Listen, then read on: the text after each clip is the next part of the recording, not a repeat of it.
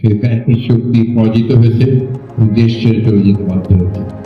এরপরে অন্তর্বর্তী সরকারের যে নির্বাচনের ঘোষণা, সম্ভবত নির্বাচনের ঘোষণা, এর মধ্য দিয়ে আশার সঞ্চার হয়েছে জনগণের মধ্যে।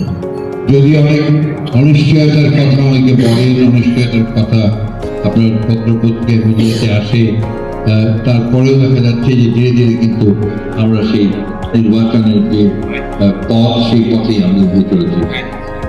২৪ সালের ফেব্রুয়ারি মাসের ১২ তারিখে নির্বাচন অনুষ্ঠিত হওয়ার কথা। এখন পর্যন্ত আপনি জানেন যে বাছাই আমরা সবাই আপনার অস্থিরতার জন্য কামনা করবো। তিনি যে লক্ষ্যে আন্দোলন করতেন, নির্যাতন ভোগ করতেন, কষ্ট করেছেন, অর্থাৎ তিনি গণতান্ত্রিক বাংলাদেশ দেখতে চেয়েছিলেন, সেই বাংলাদেশ যেন থেকে উপহার দিতে পারে, সেটাই হবে আমাদের একমাত্র। আজকে এই সময়টা কিন্তু অত্যন্ত গুরুত্বপূর্ণ একটা সময়। এই সময়টা আমাদের জাতির জীবনে একটা ক্রান্তিকালের মতো। আমরা যদি ফিল করব একটা সুস্থ নির্বাচন প্রতি মধ্যে, তাহলে জাতিগত ভাবে আমরা ফিল করবো। আমাদের সেই সাবধানে মাপতে দিতে হবে, আমাদের কোনো বিষয়ে ভয় দেওয়া উচিত হবে না, আমাদের এমন কোনো রাজনৈতিক কাজ করার ঠিক হবে না যে সমস্ত কাজগুলো আমাদের এই উদ্দেশ্যকে বাহত করতে পারে। আমার কাছে আপনার নির্বাচনের পরিস্থিতি বেশ আশা মনে হয়। এই জন্যই আপনি নিশ্চয়ই লক্ষ্য করেছেন যে যারা কিছুদিন আগেও বলতেন যে এটা না হলে নির্বাচন হতে দেব না, এটা না হলে নির্বাচন হবে না, সেই সমস্ত রাজনৈতিক দলগুলো কিন্তু নির্বাচনে অংশ নিচ্ছে। তারা ইতিমধ্যেই তাদের প্রার্থী ঘোষণা করেছেন এবং নির্বাচনের নমিনেশন ফাইল করেছেন এবং ছাঁটাই ভোটের বাকি অংশ নিচ্ছেন। সেই দলগুলো কিন্তু এখন নির্বাচন প্রক্রিয়াতে নিয়েছে। সুতরাং সেই দিক থেকে আমি মনে করি যে নির্বাচনের বাধাগুলো অনেকটা দূর হয়েছে। শুধুমাত্র গুটিগত কিছু একটি মহল আপনার চেষ্টা করছে এর মধ্যে কিছু আন্দোলন সৃষ্টি করার জন্য।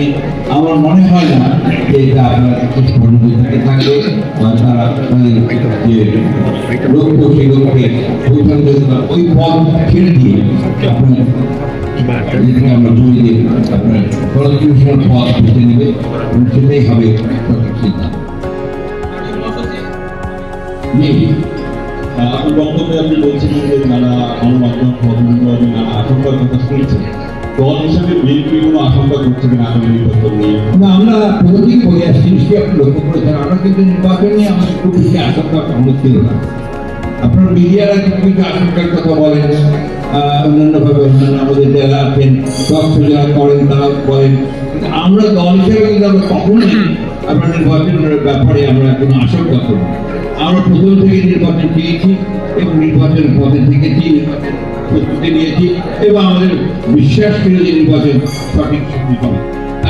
কি সিলেটে আসবেন এবং আসলে কবে উনি আসতে পারেন? যদি আমরা আশা করি যে এবারও আমাদের দেশের প্রেসিডেন্ট যে যেভাবে সিলেট থেকে তার নির্বাচন পরিচালনা শুরু করতেন, আমাদের এখন রাষ্ট্রপতি চেয়ারম্যান কিন্তু আমার মনে হয় যে আমরা 2 দিনের মধ্যেই তাকে আমরা চেয়ারম্যান করতে পারবো। কারণ অলরেডি আমাদের চেয়ারম্যান যে আমাদের ছেড়ে চলে গেছেন, সেই জায়গায় অবশ্যই করতে হবে। আমরা আমাদের বক্তব্য সবসময় খুব পরিষ্কার করে দিয়েছি। আমরা গণভোটের যেটা ছিল যে আমরা নির্বাচনের যে গণভোট আমরাই দিয়েছি এবং গণভোটের সেই বিষয়গুলোর উপরে যে বিষয়গুলো আমরা একমত হয়েছি, সুতরাং সেটা প্রাথমিক জনগণ গণভোট সম্পর্কে তাদের মতামত প্রকাশ করবে। সর্বদলীয়ভাবে আমাদের একটা ঘোষণা আছে যে আমরা যাদের সঙ্গে একসাথে আন্দোলন করেছি, যুগপৎ আন্দোলন করেছি, তাদেরকে নিয়ে আমরা একটা জাতীয় সরকার গঠন করবো। এটা আমাদের ঘোষণা আছে, ঠিক আছে, কিন্তু এটা সর্বদলীয় নয়। আপনাদের সকলকে অসংখ্য ধন্যবাদ। আমাকে এখন প্রায় করতে হবে আপনাদের সহযোগিতা।